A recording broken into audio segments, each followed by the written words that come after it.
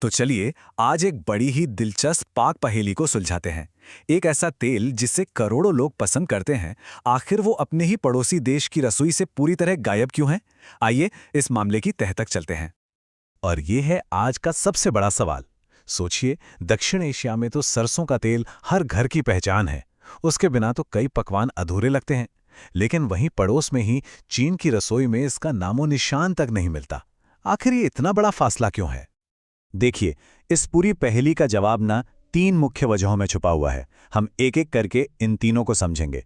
पहला है स्वाद का टकराव, दूसरा है सावधानी से जुड़ा एक लंबा इतिहास और तीसरा है एक बहुत ही शक्तिशाली प्रतियोगी।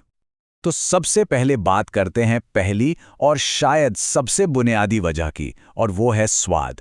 देखिए, हर खाने की संस्कृति का अपना एक खास फ्लेवर प्रोफाइल होता है, और सरसों का तेल वो चीन के स्वाद के पैमाने पर फिट नहीं बैठता।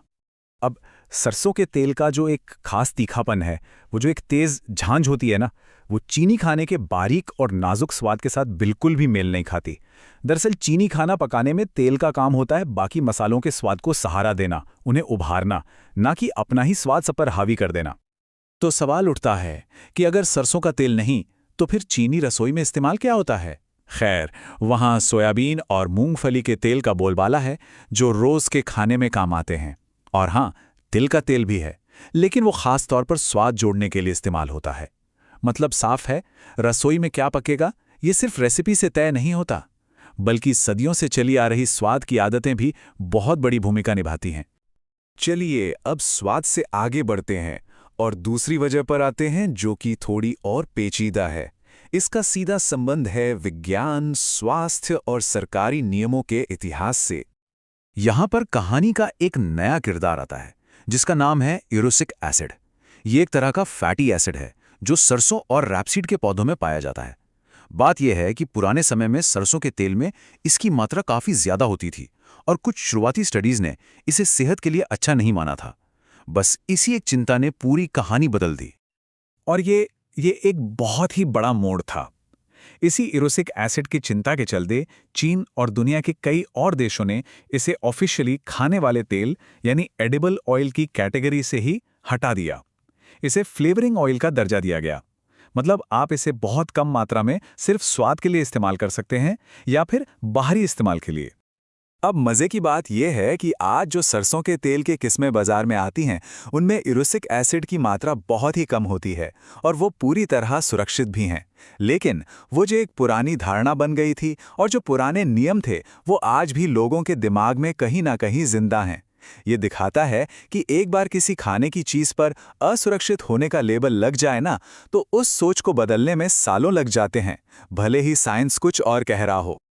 और अब आते हैं हम अपनी तीसरी और आखिरी वजह पर, जो पूरी तरह से खेती, बाजार और सीधे सीधे कहें तो पैसे से जुड़ी है। जरा इस तुलना को देखिए, ये अपने आप में पूरी कहानी बता देती है। एक तरफ सरसों का तेल है और दूसरी तरफ रेपसीड से बनने वाला कैनोला तेल। स्वाद में कैनोला हल्का है, चीन में इसकी खेती भी बहुत ज्यादा होती है। ये सस्ता भी है और आसानी से मिल भी जाता है। और सबसे बड़ी बात, सरकारी नियमों के हिसाब से ये पूरी तरह से अप्रूव्ड है। तो जाहिर है, बाजार का तो एक ही नियम है, जो सस्ता हो, आसानी से मिले और नियमों के दायरे में हो, जीत उसी की होती है। ठीक है, तो ये तो समझ आ गया कि सरसों का तेल क्यों नहीं। लेकिन अब सवाल ये उठता है कि तो फिर चीन की कढ़ाई में आखिर पकता क्या है? कौन सा तेल इस्तेमाल होता है?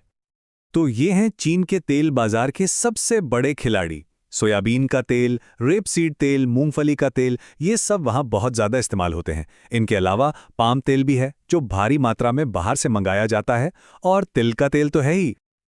पर रुकिए, कहानी बस इतनी ही नहीं है। इन सब में से एक तेल ऐसा है जो सिर्फ मार्केट में आगे नहीं है, बल्कि उसने तो पूरे बाजार पर एक तरह से कब्जा ही कर रखा है।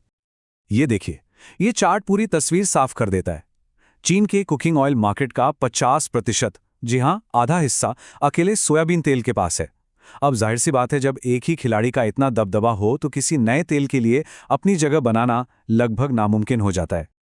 और इस पूरे मामले को और भी बड़ा बना देता है ये फैक्ट कि चीन खाने वाले तेल का दुनिया में नंबर 1 कंज्यूमर है। ये कोई छोटा मोटा बाजार नहीं है, हम बात कर रहे हैं दुनिया के सबसे बड़े बाजार की। तो चलिए अब इन सभी कड़ियों को एक साथ जोड़ते हैं और देखते हैं कि हमारी रसोई को असल में कौन सी छिपी हुई ताकतें चलाती हैं। तो कुल मिलाकर बात यह है, चीन में सरसों के तेल के न होने की 3 सीधी सादी वजह हैं। पहला, इसका स्वाद वहां के खाने से मेल नहीं खाता। दूसरा, सेहत को लेकर बना एक पुराना डर जो आज भी जिंदा है। और तीसरा, बाजार में मौजूद एक सस्ता और स्थानीय विकल्प जिसने इसे मुकाबले में टिकने ही नहीं दिया। और ये कहानी हमें एक बहुत बड़े सवाल पर लाकर छोड़ देती है। ये सिर्फ चीन या सरसों के तेल की बात नहीं है। हम सब जो कुछ भी खाते हैं, हमारी थाली में जो भी खाना है, उसके पीछे भी स्वाद, इतिहास और अर्थशास्त्र की ऐसे ही कोई ना कोई छिपी हुई कहानी जरूर होती है। कभी सोचा है कि हमारी अपनी रसोई की आदतें और पसंद उन्हें कौन सी ताकतें तय कर रही हैं?